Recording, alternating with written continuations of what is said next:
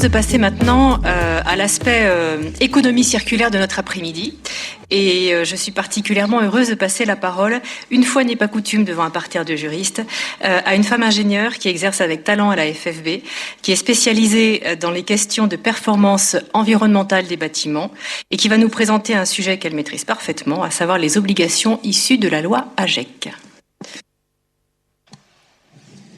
Merci Béatrice de m'avoir proposé d'intervenir devant vous aujourd'hui. Alors si c'est inhabituel pour vous d'avoir un ingénieur à la tribune, sachez que c'est aussi inhabituel pour moi d'intervenir devant un parterre de juristes, mais c'est un grand plaisir. Alors donc effectivement, j'ai suivi de près la construction et la rédaction de la loi AGEC pour les dispositions qui concernent le secteur du bâtiment, et je vais vous présenter aujourd'hui la mesure phare qui consiste à la mise en place de la filière responsabilité élargie du producteur pour les produits matériaux de construction du bâtiment. Alors c'est un jargon un peu technique, mais que je vais tenter de vous expliquer, et surtout de vous expliquer les enjeux pour les entreprises et vous donner un peu mon analyse du dispositif à l'aube de son entrée en vigueur, puisqu'il démarre au 1er janvier 2023, donc dans 2 semaines. Alors, pour commencer, un chiffre, 46 millions de tonnes. 46 millions de tonnes, c'est la quantité de déchets produits par le secteur du bâtiment par an. Ça vous parle peut-être pas, mais pour vous donner un ordre de grandeur, les ménages en France produisent à eux seuls environ 40 millions de tonnes de déchets par an. Donc juste pour le bâtiment, on produit en quantité plus que l'ensemble des ménages français. Et sans compter les déchets des travaux publics. Uniquement le secteur du bâtiment. Donc en termes de volume, c'est énorme. D'autres éléments de contexte, aujourd'hui, on est dans un contexte de pénurie des matériaux et des ressources qui conduisent à une inflation sur les prix de ces matériaux et ces ressources. On est également dans un contexte de réduction drastique des capacités d'enfouissement des déchets. Aujourd'hui, le modèle qu'on peut qualifier d'économie linéaire, qui consiste à produire, consommer, utiliser et jeter, n'est plus d'actualité. La profession, aujourd'hui, doit passer à un modèle d'économie circulaire qui correspond au modèle de on produit, on utilise et on recycle. On ferme la boucle. Pour faire simple, c'est en ça que consiste l'économie circulaire. Aujourd'hui, donc, l'État français s'investit, en tout cas a fait le choix fort de réduire les capacités d'enfouissement, donc ne plus jeter les déchets dans un trou, mais bien de les recycler. Donc il n'y a plus beaucoup de place dans les sites d'enfouissement, ce qui fait que le coût de gestion de l'enfouissement augmente. Donc le coût, si on envoie les déchets vers des filières d'enfouissement, on va payer très cher. On paye aujourd'hui d'ailleurs très cher. À cela s'ajoute une taxe qui existe sur l'enfouissement qui s'appelle la TGAP, la taxe générale sur les activités polluantes. Donc, vous voyez un graphique à l'écran qui va augmenter de manière exponentielle dans les prochaines années. Donc ça vient encore renchérir le coût de l'enfouissement. Ce qui fait dire que, comme je vous l'ai dit, ça n'est plus une filière d'avenir pour la gestion des déchets du secteur. Le tri, le recyclage, le réemploi et plus généralement la valorisation des déchets de chantier vont devoir monter en puissance ces prochaines années. Alors, partant de ce contexte, il y a eu, vous le savez, la loi numéro 2020-105 du 10 février 2020 relative à la lutte contre le gaspillage et à l'économie circulaire. Cette loi, à la base, et c'est une loi multisectorielle. Mais dans ce texte, il y a eu des dispositions spécifiques pour le secteur du bâtiment et des mesures qui ne sont pas des moindres. Aujourd'hui, je vais vous détailler en quoi consiste la filière REP, responsabilité élargie du producteur, mais il y en a d'autres dans cette loi, notamment l'extension du diagnostic déchets avant travaux, qui auparavant était limité aux opérations de démolition, mais qui est aujourd'hui étendu aux opérations de rénovation. Il y a également l'obligation de nouvelles mentions déchets dans les devis de travaux de bâtiments. Il y a dans cette loi également des dispositions qui imposent un tri à la source qu'on appelle le tri 7 flux, le tri de 7 catégories de déchets à la source sur les chantiers. Vous imaginez la logistique sur les chantiers, notamment en zone urbaine où on a peu de place. Et enfin, donc, la mise en place d'une filière REP bâtiment. Aujourd'hui, en France, on est les champions du monde de la REP, puisqu'on a 25 filières REP aujourd'hui actives en France. Vous en connaissez certainement. Et sur les meubles, sur les médicaments, sur les jouets et sur les équipements électriques et électroniques. Et bientôt sur le bâtiment. Certaines découlent d'un règlement européen, comme les emballages ou les équipements électriques et électroniques, mais pour la plupart, en France, ce sont des initiatives franco-françaises, à l'image de la REP bâtiment. Alors, comment fonctionne une REP ? Aujourd'hui, si je fais le parallèle avec un cas que vous pouvez rencontrer à titre personnel, quand vous achetez aujourd'hui un téléphone portable ou une machine à laver, juste en dessous du prix du produit neuf, vous avez un petit montant qui dit dont X euros d'éco-participation ou d'éco-contribution. On ne sait pas toujours à quoi ça correspond, mais en fait, ces produits-là sont soumis à une filière REP. Les fabricants, qu'on nomme metteurs sur le marché, dans le cadre d'une REP, vont facturer ces éco-contributions aux clients. Pas pour les mettre dans leur poche, mais pour les collecter et les reverser à une structure qui gère la filière, qui s'appelle un éco-organisme. Cet éco-organisme va récupérer l'argent et va ensuite financer toute la gestion opérationnelle des déchets, financer le développement du recyclage, le développement du réemploi, l'ouverture de nouveaux centres pour accueillir les déchets et pour favoriser ce système d'économie circulaire. Si je garde le parallèle avec ma machine à laver, aujourd'hui, quand vous en achetez une chez Darty, on vous reprend l'ancienne gratuitement. En fait, ce n'est pas gratuit. Vous l'avez payé via ces fameuses éco-contributions appliquées sur le prix du produit neuf. Et bien, c'est exactement le même système qui va s'appliquer dans le secteur du bâtiment demain. Dans le secteur du bâtiment, les producteurs ou metteurs sur le marché au sens de la REP sont les fabricants de produits et matériaux de construction. Rockwool pour les isolants, Saint-Gobain pour le verre, etc. Et ces derniers vont appliquer des éco-contributions sur le prix des produits et des matériaux neufs à partir de janvier 2023. Ils vont les collecter et les reverser périodiquement aux éco-organismes qui sont agréés pour la filière. Ces éco-organismes vont reverser ces montants aux opérateurs déchets, quels qu'ils soient privés ou publics, car c'est une REP qui ne concerne pas que les professionnels. Au 1er janvier 2023, il y aura des éco-contributions aussi bien chez Point P que chez Leroy Merlin. Donc ça concerne aussi les ménages. En contrepartie, les entreprises de travaux bénéficieront d'une reprise gratuite des déchets triés. Et c'est ça, on va dire, la force de la REP. Une incitation financière forte au tri et donc au recyclage. Parce que aujourd'hui, si on envoie des bennes de déchets en mélange, derrière, le taux de recyclabilité va être faible, voire très faible, parce que les différents types de déchets entre eux se polluent. Et donc, derrière, on ne peut plus recycler de façon performante. Donc, le tri à la source est vraiment la clé pour arriver derrière à recycler et à refabriquer des produits neufs et entrer véritablement dans cette boucle d'économie circulaire. Donc, voilà pour le principe de la REP. Dans le secteur du bâtiment, on a déjà des REP qui existent. On a une REP sur les produits chimiques qui concerne les peintures, les enduits, les colles, les mastiques, et qui est en vigueur depuis début 2021 pour les professionnels. On a, je l'ai évoqué, la REP sur les déchets d'équipements électriques et électroniques, qui est en vigueur depuis maintenant de nombreuses années, et qui concerne notamment les métiers du génie climatique ou de l'électricité, et tous les électroportatifs, les outils qu'utilisent nos entreprises. Il y a également la REP sur les déchets d'éléments d'ameublement.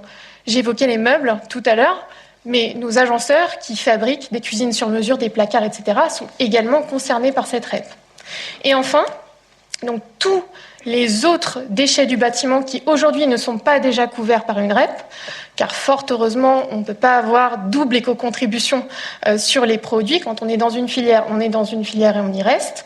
Donc tous les autres qui ne sont pas déjà couverts par une REP rentreront dans le cadre de la REP bâtiment à partir de 2023. Donc cette REP, elle est encadrée par 2 textes réglementaires.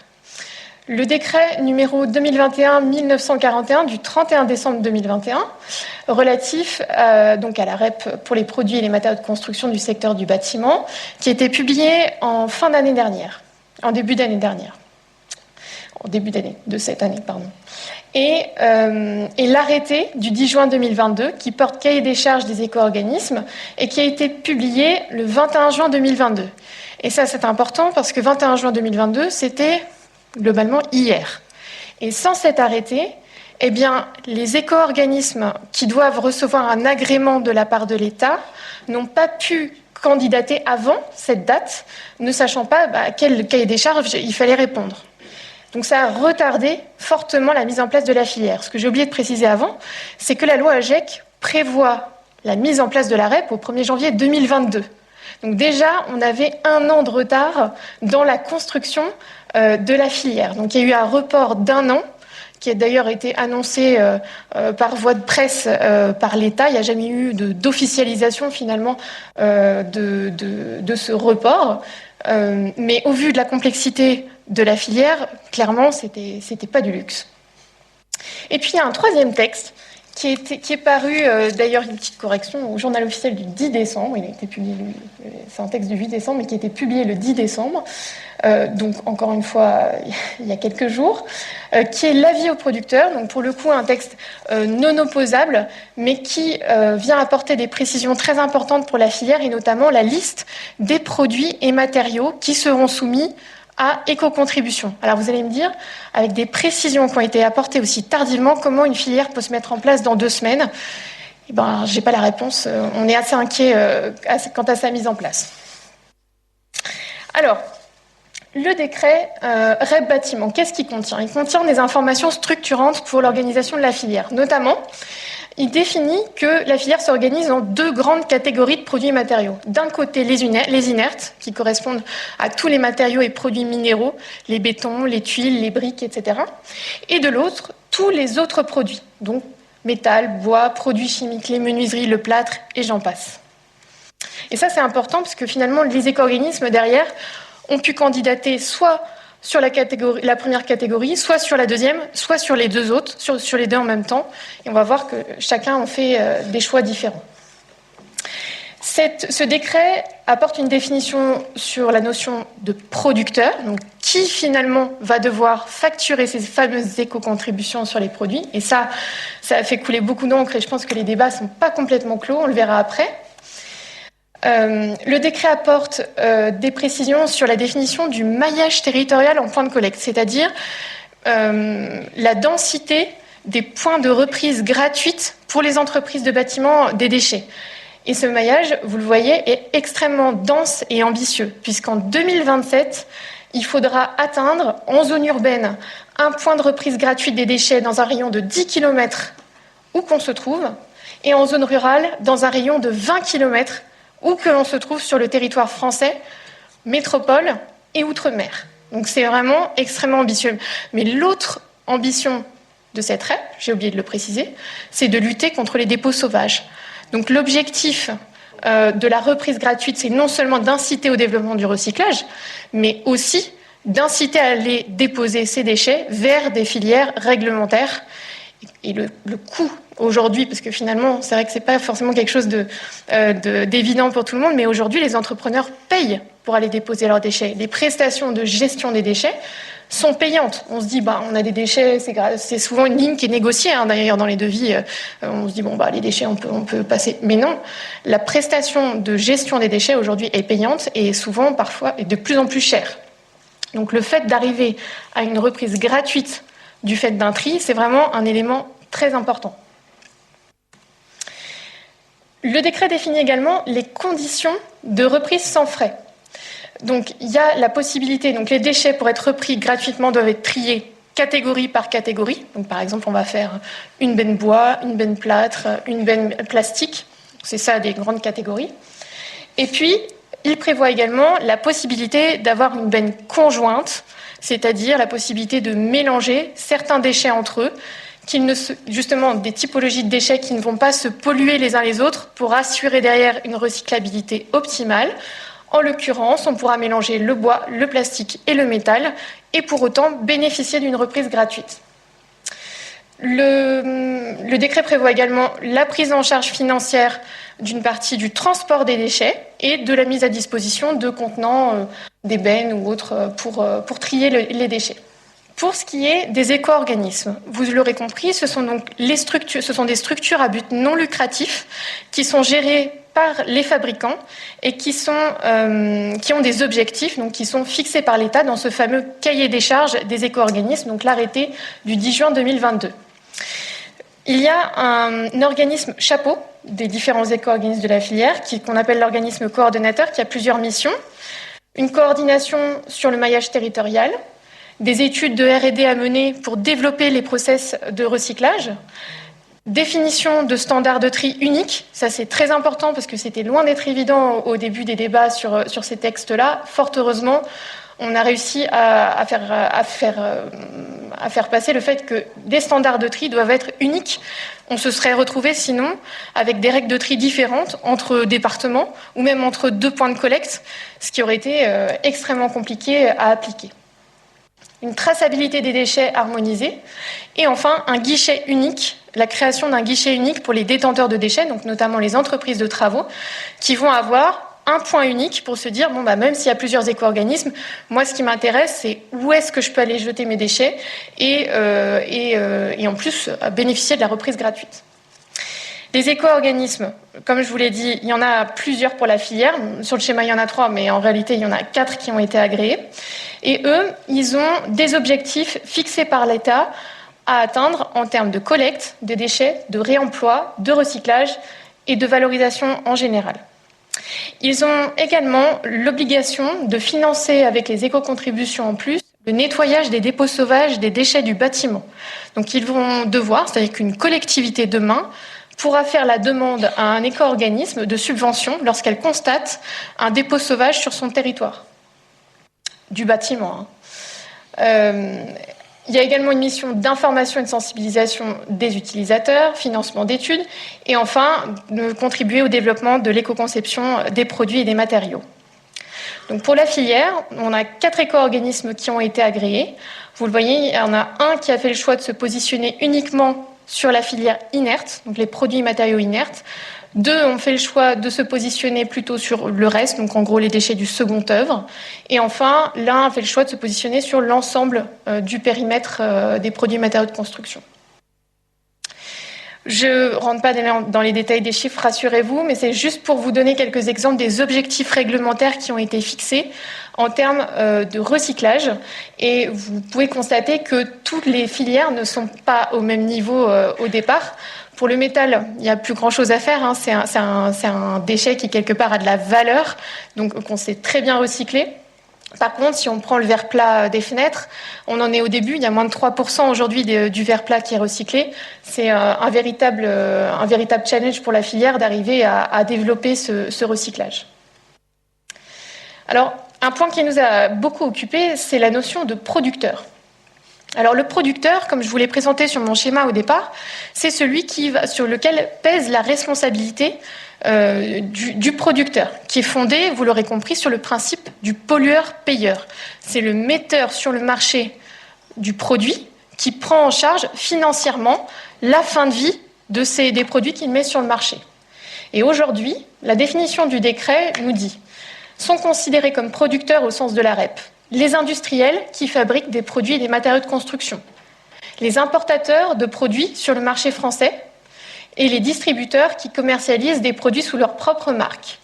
Mais il y a une vraie question qui s'est posée sur savoir est-ce que les entreprises de travaux qui fabriquent et qui posent, on pense notamment au métier du bois, nos entreprises qui ont des ateliers, ou au métier de la métallerie, pareil, qui ont des ateliers qui fabriquent des ouvrages, est-ce qu'ils rentrent dans cette définition ? Avant que la question soit tranchée, effectivement, la position de la FFB, c'était ces entreprises-là sont très souvent des toutes petites entreprises, des entreprises artisanales sur lesquelles on voudrait éviter de faire peser les contraintes administratives de la REP. Donc, évidemment, nous, notre objectif, c'était de faire peser ces contributions sur les fournisseurs de ces entreprises-là et qui du coup, auraient plus de moyens pour le faire. Donc, tous les produits seraient couverts et pour autant, il y aurait beaucoup moins de producteurs visés en termes de nombre, beaucoup plus simple à gérer aussi pour les éco-organismes. Voici la définition du décret. Donc, est considéré comme producteur toute personne physique ou morale qui, à titre professionnel, soit fabrique ou fait fabriquer des produits et matériaux de construction du secteur du bâtiment qu'elle met à disposition sur le marché national sous son propre nom ou sous sa propre marque en vue d'être utilisés par toute personne qui réalise ou fait réaliser par un tiers des travaux de construction ou de rénovation sur le territoire national. Une fois qu'on a dit ça, il y a en fait deux écoles, c'est-à-dire que, en tout cas pour nos juristes, l'interprétation de cette phrase, elle est claire. Nos entreprises qui font des travaux et qui posent pour leur propre chantier ne mettent pas sur le marché des produits méthodes de construction sous leur propre nom ou sous leur propre marque. Donc, elles ne seraient pas visées. Mais ce n'est pas l'interprétation de tous les acteurs, ce qui fait que l'avis au producteur, qui est sorti il y a maintenant de ça 3-4 jours, vient lister les produits et matériaux de construction de façon exhaustive. C'est un document qui fait à peu près 14 pages et qui dit, voilà, tel produit est concerné par l'éco-contribution, tel produit également. Et il reste du coup une incertitude, notamment sur les fenêtres, puisque aujourd'hui les fenêtres sont dans cette liste-là. Donc tous nos menuisiers qui aujourd'hui fabriquent des fenêtres, est-ce que il y a cette définition du décret qui dit que si on ne met pas sur le marché sous son propre nom, sous sa propre marque, on n'est pas concerné, mais néanmoins dans cette liste, on retrouve les fenêtres, ce qui est, selon nous, assez contradictoire. Donc comment l'appliquer ? Il y a encore des questions qui restent, malgré les textes qui finissent un par un à sortir. Pour rappel, l'obligation des producteurs, donc quand on est producteur, il faut adhérer à un éco-organisme de la filière, de son choix, il y en a 4, vous l'avez vu. Il faut déclarer les mises en marché de façon périodique, et en général c'est tous les trimestres. Facturer les éco-contributions et les calculer, parce que c'est pas simple. Il y a des barèmes avec tout un tas d'unités différentes. C'est vraiment d'une complexité sans nom. Et ces barèmes, pour faire simple, en plus, ils sont annuels, ils sont révisés tous les ans. Et enfin, donc l'entreprise va devoir collecter ces éco-contributions et les reverser périodiquement à l'éco-organisme. Donc vous voyez un peu la lourdeur du dispositif. Alors, pour nos entreprises, qu'elles soient producteurs ou pas d'ailleurs, elles vont subir, à partir de 2023, une hausse du prix des matériaux et des produits de construction. Et donc, elles doivent anticiper ce dispositif dans leur devis et dans leur marché, qui sont pour certains déjà signés et dont l'exécution est postérieure au 1er janvier 2023. Donc dans le premier cas, dans les devis qui aujourd'hui ne sont pas dans les devis, pardon. Donc comme il sera sans doute difficile de prévoir le surcoût induit par l'éco-contribution, c'est clair, il convient d'intégrer dans les futurs marchés la clause suivante afin de pouvoir répercuter le coût réel de l'éco-contribution sur le maître d'ouvrage. Donc là, merci à nos juristes qui ont écrit cette belle clause. Donc le marché porte sur les travaux qui sont définis à telle date. Compte tenu de l'entrée en vigueur de la REP bâtiment au 1er janvier 2023, les prix unitaires des matériaux et produits de construction sont susceptibles de subir des variations par rapport aux prix figurant dans la présente offre. Dès lors, le maître d'ouvrage accepte expressément par la signature du présent marché que le prix des 10 postes soit réévalué de la différence constatée entre le prix des matériaux et des produits pris en compte lors de l'élaboration du présent marché et le prix effectivement pratiqué par le fournisseur au moment de l'achat. Étant entendu que le maître d'ouvrage ne prendra à sa charge que l'augmentation correspondant strictement au surcoût lié à l'éco-contribution. Voilà, je ne vais pas tout vous lire, mais globalement, c'est le principe de ce qu'on conseille d'insérer dans leur devis à nos adhérents. Alors, pour ce qui est des marchés déjà signés et exécutés à partir du 1er janvier 2023, premier cas, pour les marchés qui font référence à la norme AFNOR 2017, On fait référence, donc dans le cas de modification de charges imposées par voie législative ou réglementaire, qui aurait une incidence sur le coût d'exécution de l'ouvrage, les dépenses ou les économies en résultant dans les déboursés de l'entrepreneur et qui ne seraient pas prises en compte par la formule de variation de prix sont ajoutées au moment du règlement ou en sont défalquées sur production de justification. Et pour les marchés faisant référence au CCAG travaux, l'article 9.1 prévoit qu'en cas de modification imprévisible de la législation ou réglementation applicable en cours d'exécution du marché ayant un impact sur les coûts, les parties conviennent de se rencontrer pour évaluer l'impact financier de cette modification et, le cas échéant, formaliser par voie d'avenant la modification rendue nécessaire. Voilà pour la partie, donc du coup, augmentation des coûts et application et du coup anticipation pour les entreprises. Pour la partie maintenant gestion des déchets, donc aval, parce que finalement ça va concerner à partir du 1er janvier, ça va modifier les pratiques. Donc sont concernés par la reprise gratuite, ce que nous dit l'article R 543-289-1-1. Sont concernés les déchets issus des produits et matériaux destinés à être incorporés, installés ou assemblés de façon permanente dans un bâtiment situé sur son terrain d'assiette, y compris ceux relatifs au stationnement des véhicules. Alors là, vous allez me dire, bon, ok, c'est une définition, ça a l'air bien, hein, c'est juridique, tout ça. Sauf que on est bien sur une REP bâtiment. On n'est pas sur une REP TP. Sauf que dans la pratique, aller différencier un déchet issu d'un parking ou d'une route, d'un déchet issu d'un chemin qui mène à un bâtiment, mais qui est pourtant situé sur le terrain d'assiette du bâtiment, c'est exactement la même chose. Donc dans la pratique, ça va être très compliqué. La distinction entre la frontière entre déchets issus du TP et déchets issus du bâtiment, notamment pour les inertes, tout ce qui est minéral, va être extrêmement compliqué dans la pratique. Donc ça, c'est le premier point de difficulté. Deuxième point de difficulté opérationnelle qui transparaît dans cette définition, c'est de façon permanente. Ça veut dire qu'on exclut dans la REP tous les produits et matériaux qui sont utilisés uniquement pour la durée du chantier. Si je prends par exemple des coffrages en bois, finalement, comment on va distinguer le déchet de bois qui provient d'un coffrage, le déchet de bois qui provient d'autre chose, du bâtiment. Il provient du même chantier. De manière opérationnelle, ça voudra dire qu'on va faire des bennes supplémentaires pour les déchets qui sont hors REP et des bennes qui sont spécifiques pour les déchets du bâtiment. Donc extrêmement compliqué. C'est la même chose pour les emballages. On va avoir une benne plastique pour les déchets du bâtiment issus de produits et matériaux de construction plastiques. Et puis on va avoir une benne pour les emballages plastiques, etc. Alors que finalement, on est sur une matière qui est similaire, et derrière, on va avoir des filières de recyclage identiques. Donc même si la réglementation cible les produits et matériaux de construction du bâtiment, dans les faits, de manière opérationnelle, ça s'annonce quand même assez compliqué.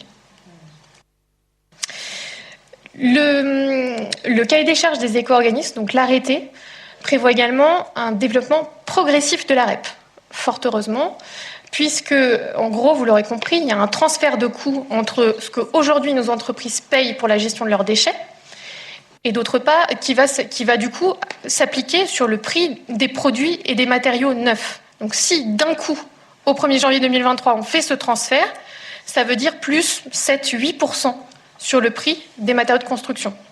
D'un coup. Heureusement, ce n'est pas le cas. L'arrêté cahier des charges prévoit un développement progressif de la REP, ce qui fait que finalement le barème des éco-contributions va également être progressif et donc pouvoir être anticipé de façon du coup progressive dans les devis et dans les marchés. Il y aura en face du coup une progressivité de la mise en place du service de la REP, progressivité du nombre de points de reprise gratuites sur le territoire, et puis également des typologies de déchets qui vont être acceptés gratuitement. L'arrêté prévoit cela. Est-ce que ça fonctionne ? Ouais. Voilà, donc j'en ai fini avec la présentation du dispositif, mais juste pour reprendre un peu les points qui restent incertains, ou compliqués, alors qu'on démarre dans 2 semaines. Alors, première chose déjà, sur le principe du dispositif. Vous l'aurez compris, c'est un principe qui est vertueux, qui existe. Si la France en a 25, c'est pas pour rien. C'est que quelque part, ça fait progresser les filières qui l'ont déjà expérimenté. Donc pourquoi pas le bâtiment? D'autant plus que vous l'aurez constaté, les volumes en jeu sont extrêmement importants. Malheureusement, les dépôts sauvages de déchets du bâtiment font souvent la une des reportages chocs ou des articles de presse. Ce qui fait que c'est un vrai sujet de s'occuper des déchets du bâtiment. Donc le système en soi est vertueux et on espère franchement qu'à terme, on ait à la fois des résultats sur la réduction des dépôts sauvages, mais aussi sur le développement des filières de recyclage, valorisation, ça c'est certain.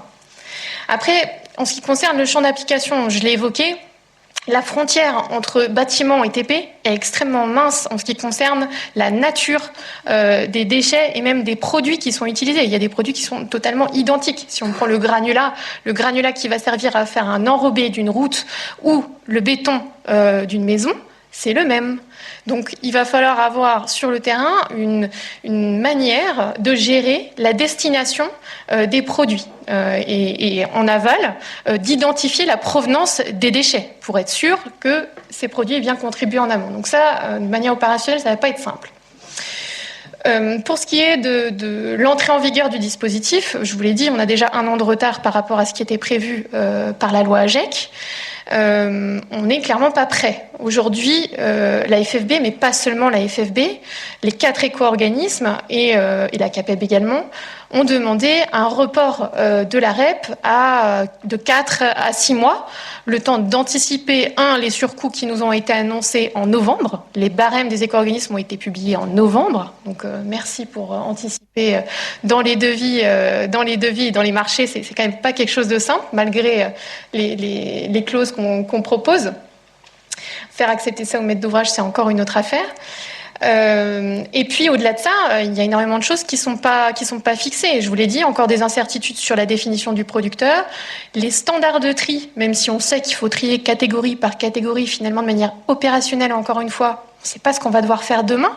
Les déchets du bâtiment, c'est pas que du plâtre, que du plastique ou que du bois. C'est pas des déchets purs. Il y a toujours plein d'autres choses dessus. Surtout quand on démolit. Et donc, quels seront les taux d'impureté qui seront tolérés? Est-ce qu'un vitrage cassé sera accepté gratuitement? Donc, les conditions de la reprise gratuite, de manière opérationnelle, aujourd'hui, ne sont pas fixées. On ne connaît pas non plus tous les points de reprise qui, en 2023, certes, il n'y en aura pas beaucoup, mais il y en aura quand même, reprendront les déchets de nos entreprises. Donc voilà, il y a quand même des points clés qui aujourd'hui ne sont pas définis et qui inquiètent beaucoup pour une entrée en vigueur du dispositif au 1er janvier 2023. Nos entreprises vont payer des éco-contributions et derrière, il y aura probablement 0 service ou proche de 0. Voilà, écoutez, j'en ai fini. J'espère que ça n'aura pas été trop technique, mais je vous remercie pour votre attention. Merci. Merci d'avoir présenté avec beaucoup de clarté un dispositif extrêmement complexe de la REP bâtiment.